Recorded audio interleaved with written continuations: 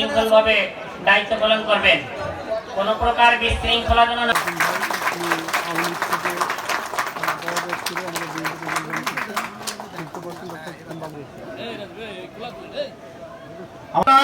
এবং নারকেল বাড়ির পার্শ্বদের রাস্তা অতিক্রম করে দেবেন এই কথা বলে আপনাকে আপনারা সকলে ঐক্যবদ্ধভাবে ডক্টর বাবরের হাতকে শক্তিশালী করবেন এই প্রত্যাশা জানিয়ে এবং আজকে ডক্টর সানোয়ার হোসেন ভাইকে সহ যারা যোগদান করছেন সকলকে আমাদের এমপি সাহেবের পক্ষ থেকে সাহেব পলাশ ভাই যে পলাশ ভাই আপনাদের এই বিএনপির এখন সঞ্চালন করছিল যে মিটিংয়ে, পলাশ ভাই আমাদের বিএনপির যুব দলের সাধারণ সম্পাদক, জেলা যুব দলের সাধারণ সম্পাদক।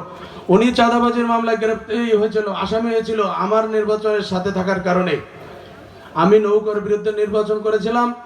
মাত্র 3 দিন আগে আমাকে ঢাকায় ডেকে নিয়ে আমাকে জোরপূর্বক এই মাঠেই, যে মাঠে আমি এখন বসে আছি আপনাদের সামনে, এই মাঠেই আমাকে বসাই দেওয়া হয়েছিল। একথা সত্য না মিথ্যা আপনারা হাতে চক্র বলেন।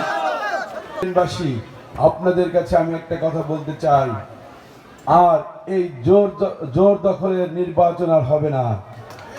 আপনারা আপনাদের পছন্দের নেতাকে আপনারা নির্বাচিত করবেন। এখানে কোনো জুলুম চলবে না, কোনো ভয়ভীতি চলবে না, কোনো ওই সন্ত্রাসী করে কাউকে জিতিয়ে দেওয়া আর সম্ভব হবে না। আপনারা আমাদের উপর আস্থা রাখেন, আমার উপর বিশ্বাস রাখেন।